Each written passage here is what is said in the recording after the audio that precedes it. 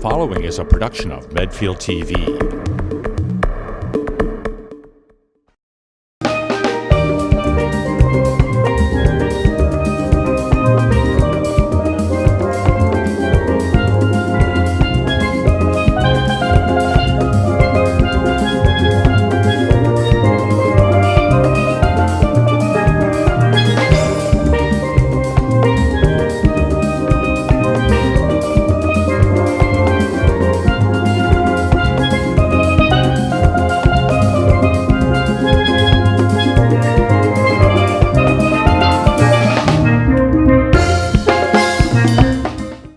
Welcome to Live Your Passion. I'm your host, Alex Stephen from Life Transforming Treasures.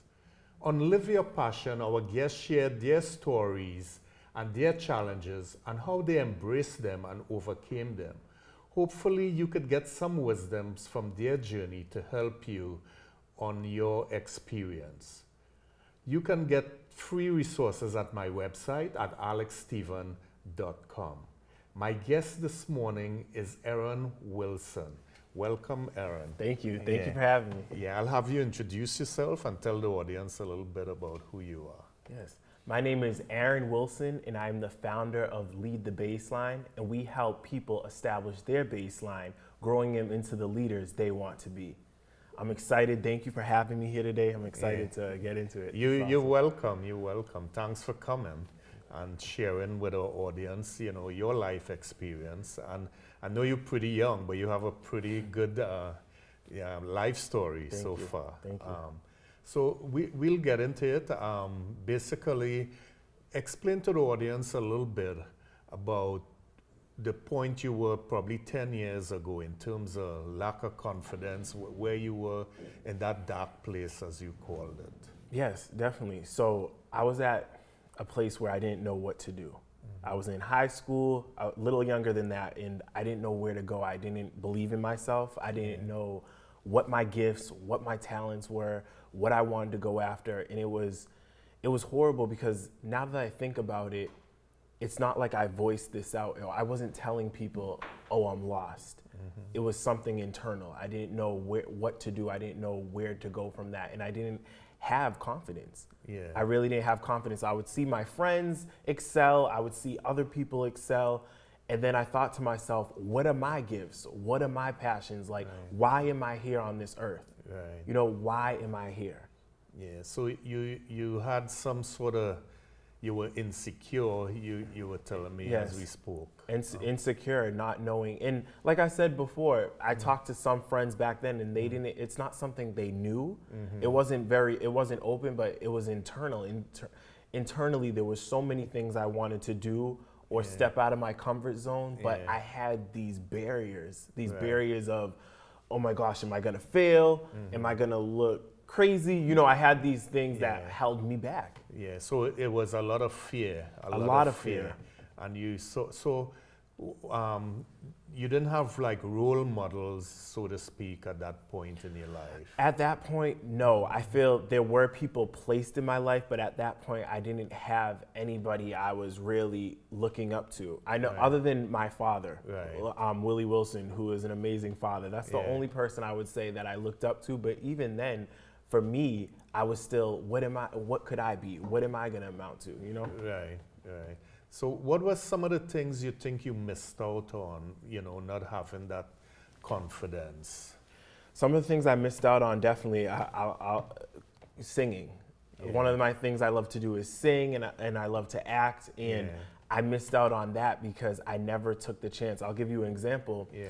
So when we're going in elementary school, you know they have chorus, the group chorus. Yeah. So before you actually get to join chorus, you have to try out. Mm-hmm. So what we did in class is the music teacher called the people who wanted to try out at the end of the class to stay after class and, to hear our voices. Right. So I remember my friends were like, Aaron, let's go, we're gonna try out. And we all were standing around in a circle, getting ready to sing one by one to try out. And when it came to my turn, I left. So I left right before I left, didn't try out, and that stuck with me. It's like I had the opportunity to, put myself out there or eventually get in chorus, and I left because I was insecure and I didn't believe in myself. Yeah, it was just fear. It was fear. Just fear. Yeah, so a lot of you were insecure, lack of confidence, and at that point in time. So what do you think contributed to that as you reflect now? I know you're in a better place now, but as you reflect on that time, that dark time in your life, as you put it, what do you think were some of the things that contributed to that? I think one of them was maybe lack of encouragement, whether if it was from family or friends or just, school. I think not, like, that's why now I'm about that person. Like, if there's a gift, I see it in someone, I'm going to encourage them, because I feel like I wish I had more encouragement, more of a push, especially at a young age, because, as we get older, we have to take responsibility. But when we're young, we need to hear that. We need to hear that encouragement. And I wish I got more of that, like, you can do it, or just that more push into my gifts and passions. Maybe if it was, you have this certain passion, go out there and do it. So maybe a little bit more of a push, that would have been great. So why you think you did not get that at home? Were your parents, both of them working, lack of time, a lot more siblings? What do you think contributed to that? I'm not sure, because about 5 or 6 years ago, my parents came to me and they were like, Aaron, you can sing, get out there and do it. So it wasn't necessarily lack of support. I guess that I wanted more from everybody as a whole, I guess. Okay. So, because the community, because I really believe, especially when there's a person, it's not just, a family, but it's a community, it's a school. Yeah. All those factors go into that person, So I guess I wanted an overall support, like more of support system for my gifts at a young age, because I didn't know what they were. Yeah. And you had friends who were excelling around in music and sports. And what about when it came, as a young teenager with girls? How was that? Were you confident with that? Was I confident? Well, I had girlfriends, but the thing is, I was like, when I got to high school, I wasn't as confident. I remember there was this girl that liked me, I liked her, but I couldn't even get to the point to say, oh, would you want to go out on a date with me? Because I was so shy and I was insecure. And this was a clear example of this. My friends came to me, they're like, Aaron, she likes you, you have to go. But it was when you're dealing with, confidence issues, it's a whole mind thing. It's a whole mind, the reality could be totally different, but you're in your head, you're in your mind. So it was just fear, Fear of failure. Fear of failure. And a lot of people, that's where they are now. They're afraid to fail, and some people are afraid to succeed, because when they succeed, you're out of your comfort zone. You have to do things differently. Exactly. Yeah. So you came from that point of not being confident, not wanting to take risk, and you paid a price. When you look at it, you paid a price, because you didn't get into music at that time. Nope. You didn't date, at that young age, and you like dancing and acting and all that stuff. So you missed out. But the good thing is you got out of it, and you got out of it early. And I want to point out to the audience, there's no right time or age. Now is the right time. Yes. Now is the right time to say, you know what, I'm going to change. So share with the audience a little bit some of the things you did to change that situation around. Yeah, definitely. One of the things I did is I connected with people. I really stepped out of my comfort zone, and I asked people, I asked my friends, I asked my family, people from my youth group, what do you see me doing, or what do you see my type of path, like what do you feel I'm here for? Or what do you think my purpose or my gifts? Because sometimes we might be so insecure or might not even see our own potentials, but other people see it. So I encourage someone, ask people around you. A lot of times I understand we might not have the best supportive system, whether that comes from family, friends, the school environment, but I guess the most important message is that you have to know that you have a purpose. You were brought here for a reason, and despite whatever happened to you, know that you are full of greatness. You are full of purpose. Right. And I know it might sound hard to hear, even myself. I'm like, these are so profound words, but it's so true. And I guess the individual has to accept it. No one can accept it for you. Yeah. You have to accept your greatness in order to move ahead. Yeah, and give us some examples like, you know, in school, for example, how you approach your teachers and how you build that sort of rapport with them to help you in your schoolwork. Yeah, definitely. So I remember in Bryant University, where I graduated from, I was in a communications class, and it was an amazing communications class. We talked about media, we talked about social issues in the world, and I remember approaching him on a project that we had to do at the end of the term, and it was just amazing because he was able to talk to us about different ideas and challenge our theories on different things and really bring me out of my comfort zone. Yeah. And at that time, we worked on a project. I worked on my first music video project with a pianist in the class, and the song was called "We Are Blessed." And it was amazing because it talked about how sometimes we look at all the stuff we want or we're going through, but we don't realize that we are blessed, no matter, even still. So it talked about being, even being in America, being blessed, having water, having food, having shelter. In other countries, they don't even have that. Yeah, there's so much to be grateful for, always. And there's always this one teacher, I look back on my life, and there's always this one teacher, be it elementary school, high school, or even university. I had one in each school that, turned things around for me when I couldn't see. As Les Brown said, when you're in the frame, you cannot see the picture. You need somebody outside. You need someone outside. Somebody outside. But you have to make that decision, as you said. Exactly. You have to make that decision and say, I'm ready. I'm open, I'm listening. You have to, And you have to discern what people tell you. You don't follow everything they tell you, but... it's important, just as my mentor, Alan Dagba, says, he uses this example of, you have to be willing to fail. Take a baby, for example. A baby, before he walks, he falls so many times, but what is the parents doing? They're encouraging the baby each time, and eventually that baby starts to walk. So that's how we have to give ourselves that same grace. Even if you're doing something different, encourage yourself. You're going against the grain.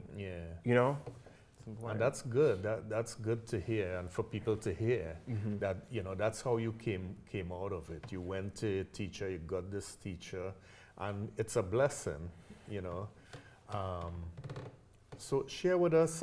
I know you did some other things that helped you to be where you are now in terms of volunteering and being of service. I know that's pretty big for you. It's so huge. Share with the audience and let them, really hear the value that it brought to your life. Oh my gosh, service. Through service, I truly believe you find who you are.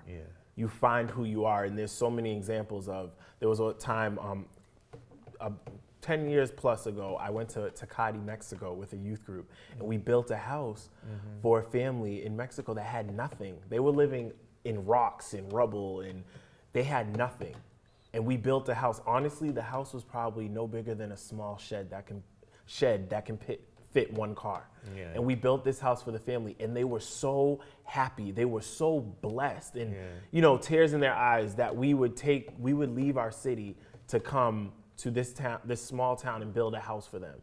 But one thing I always say is, even before we built the house, they were blessed people because they were thankful for each other. But going to a country and serving them and putting yourself in their world and just being of service, it really helped me inside as well. And what I realized is, through periods of my life when I'm really serving others, I feel that's the true purpose. We're here to serve one another. And through that, it gives back as well. It's that we really find who we are, because honestly, we're here to help one another through our gifts and passions. We're really here to do that. And sometimes we can go astray from that, that vision, because, we're so worried, we have so much stuff to focus on in our lives, but we're really here to serve one another in one way or another. So, and that's great to hear that story and that experience you have. And I heard someone say, you know, our experiences, our gifts that we have is not really for us. It was given to us to share. And that's where we feel that gratification. And, you know, the more you give, the more you get back. It may not be in the same form, but for you, it turned your whole life around 360 degrees. Yeah. So you want to share any other, I know this is big for you in terms of the service. Share with the audience some of the other things you did in terms of volunteering and some of the, you know, the rewards you felt, not materially, but inside, how it helped you as a person to gain confidence, to get out of this insecure position that you were in, to take risk and say to yourself, it's okay to fail. It's okay to fail. It's okay to make mistakes. That's how we grow. Like you give the example of the child falling, and what we say, you know, my granddaughter will say, get up, you could do it. And they'll smile, and they know they could do it because we believe in them. We believe in them. So share some, you know, share another story with your volunteering and how it impacted you and the people that you serve. Definitely. So when I graduated Bryant University, I thought I was going to go into this huge corporate world arena, but I ended up going into AmeriCorps, which was a volunteer stipend position. And what my job was, I was placed at Catholic Charities, a nonprofit, and my job was to match mentors within the community with mentees, so at-risk mentees. And it was it was a big role for coming right out of college, but even though I took this, even though it was a volunteer stipend position, it was amazing because I started to see the value in actually, you know, helping people. The value of humanity and seeing a child trying to be better, trying to better themselves, and seeing an adult willing to help that and foster that relationship. And then me on the outside, just being there, you know, to, you know, be the administrator and foster their relationship. And it was amazing because at that point I started to see the value in, you know, dedicating your time. Because, you know, let's face it, after college, you want that great paying job.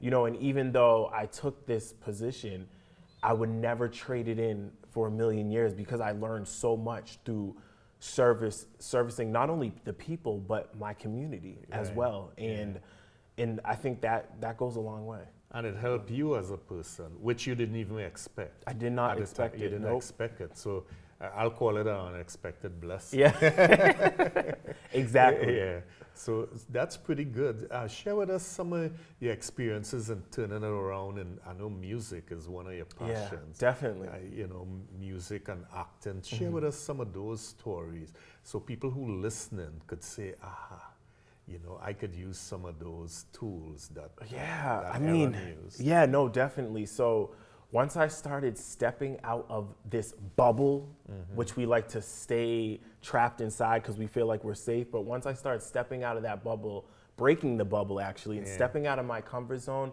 that's when I was able to really fully live these gifts and these passions that were placed inside of me. So I got to, you know, taking that chance doing music and music videos and singing and collaborating with people. Like, I can't even tell you the feeling. It's just amazing. And then even acting, that's something I wanted to do, Alex, since junior high. But once again, the same thing with the music.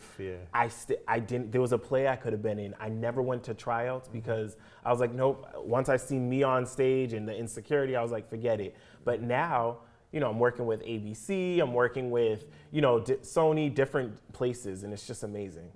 So. And that's big because you change. In terms of, I know you discuss meeting with people like mentors and people you ask questions.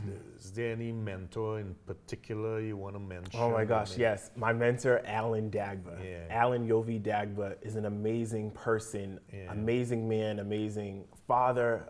He's just like, and that's the thing. When I used to volunteer through the AmeriCorps program and other programs, I paired mentors and I paired mentees together. And that was my job. I never personally had a mentor myself. Other than my parents, and maybe like in youth group, I never had a personal mentor until Alan Dagba came in. The type of leader they are, they're amazing. They're amazing, and they really care not only for me, but for humanity as a whole. And they're so, their heart is so sacrificial. They put other people before themselves, and I'll never forget that. And I value that, and I hope that's how I can be one day as well. That's how, you want to give back that way. Of course. I know I always like to go, growing up, I'll go and ask for help and talk to people and ask for advice. And what I've seen is that when you ask people, they help you. People like for you to ask. They like that. And, I had people I used to be talking to growing up on different advice with school and sports, whatever it was. And I didn't know the word mentor then. I realized, that's what you call a mentor. But I had, if you want to call it, it wasn't really structured. We didn't have that label to it, but you have to look for help. You have to look to people. And, I tell people, looking for help is not a sign of weakness. Looking for help and asking for help is a sign of strength. That's how I feel about it. I agree. So you talk about where you came from, where you were in this insecure, lack of confidence, not wanting to take risks, just fearful of failing. Then you turn it around by talking to people, your teachers, your mentor, volunteering during school, after school, making an impact in other people's lives by sharing your gifts and your talents. And that as a whole help you to develop you and bring you out from where you were, so you benefited. And it's not, I don't look at it as wasted time or you lost those opportunities. It was part of molding you into what you are now, that experience. Yes. So we want people to understand that you could change the trajectory of your life. And the way to do it is to go out there and serve and ask for help. It's that simple. It's that simple. Yeah, it's that simple, and you just have to do it. You have to do it. And so tell us a little bit now about where you are in terms of what you're doing now. Yes. So with everything I went through, the mentor, my mentors, my schooling, learning from my situations, I am now proud to say that I'm the founder of Lead the Baseline. Right. And Lead the Baseline, we help establish people, youth, in becoming the leaders they want to be by giving them practical leadership skills. Right. So it's amazing. We're going into schools, universities, corporations, and we're really focusing on things like when you think of leader, sometimes, for me at least, I thought it was this intangible idea that you couldn't reach out, but we all have a leader within us. Yeah. And it's really awakening that and knowing how to practically use that for your life.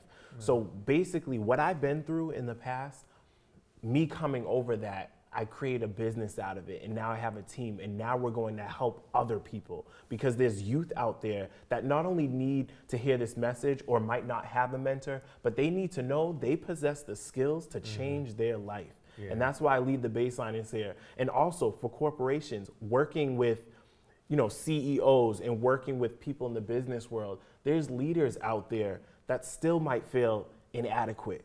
And they need to understand that, no, you can still do it. You still can have dreams, and you can still be empowered and empower others and go after them. Yeah, live your passion. Live your passion. No, seriously. And to be honest, sometimes it might sound cliche, live your passion, but how else are you supposed to live? Live like a robot? No, you know. So that's great that you're doing that, impacting people. You have a business around it now. So, everything. It's formal. It's awesome. So tell us a little bit about your acting, some of the acting you're doing, some of the music you write, music. So really, it came to a point where I had to lead my baseline. Right. I had to be true to myself right. as, a speaker, an entrepreneur, and then also having this gift for music and, acting, and really being dedicated and being organized to go after it, they all mixed into, they're all part of my story and part of the legacy that I'm leaving behind. Yeah. Before that, but with the acting, I think just being a naturally creative person, that's something like I'm always acting with my friends or coming up with like scripts and different voices and stuff. But that in itself been an amazing opportunity because the people I met in the industry and, you know, just behind the scenes talking to the directors, seeing them demonstrate leadership and them going after their passions and what held them back. It's just amazing to just be in that arena and be on those sets and be inspired. So it's great both ways for you and the people that the audience that come and look at you. And tell us a little bit about your music. What are you doing in my that music? arena? So for that arena, that arena, everything kind of really goes together because my music is an inspirational platform. Right. Meaning my songs are my life. It's me singing about what happened to me, where I'm going, and really about that, being motivated. When you hear my music, you'll not only hear my voice, but you'll feel uplifted after you hear the song, or you'll feel something because I'll be describing my story, my life in that music. And you write it yourself? I write my own write music, your own music and compose and everything. Wow. Yeah. Well, multi-talented. Lead the bass line. Lead the bass line, yes. How you came up with that name? Funny story. So my mentor, Alan Dagba, sat me in a room and he said, come up with your business name. I'm going upstairs to work on some stuff. I'm like, what? You didn't prep me for this. Like, what do you mean come up? He shut the door and I'm like, so then I get out a piece of paper and I'm thinking about different names, thinking about different stuff. And then lead came in my mind, leadership, lead.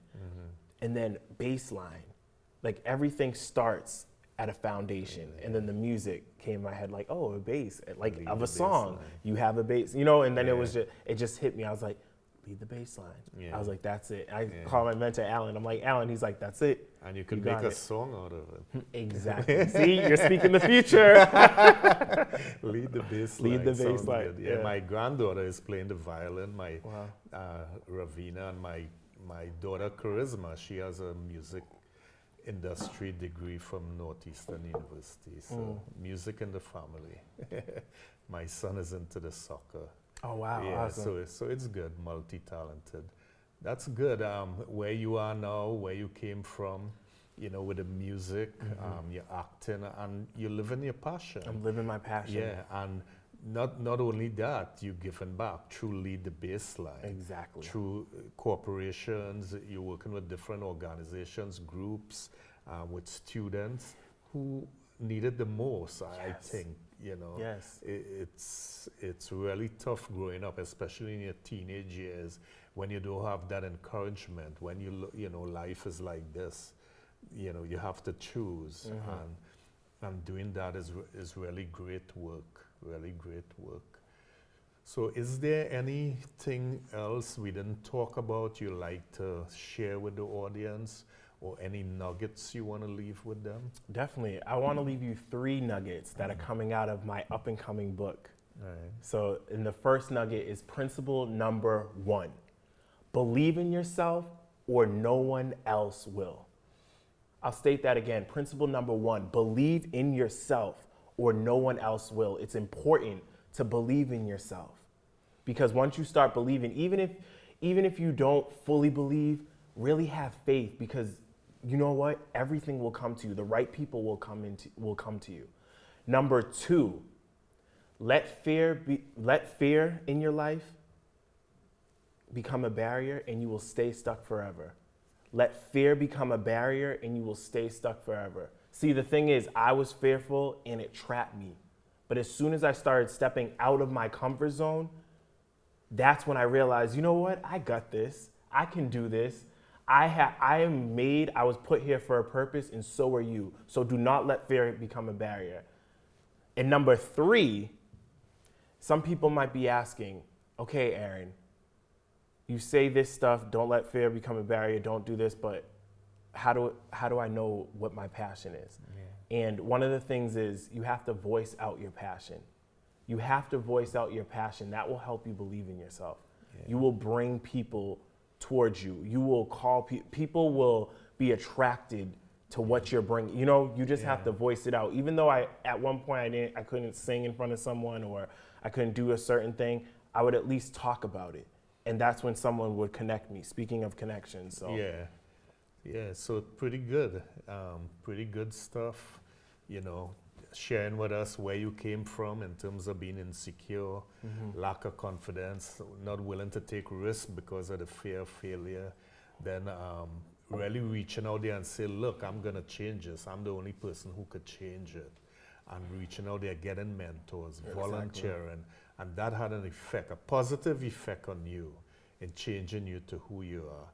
Now you're into music, writing your own music, having your own company, lead the bass line, talking to corporations and students on leadership skills and the passion they have in them.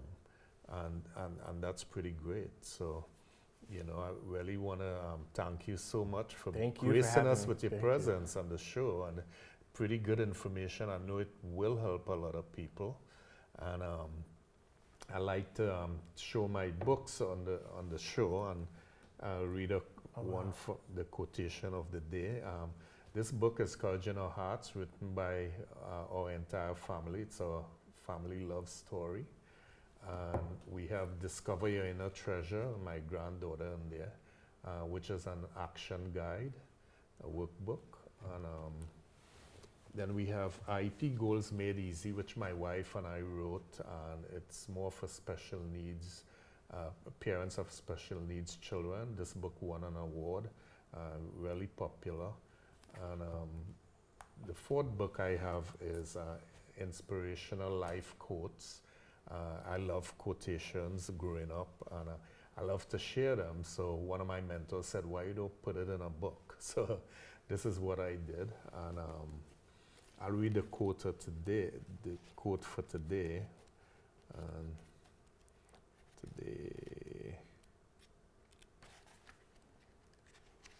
The quote for today is, darkness cannot drive out darkness.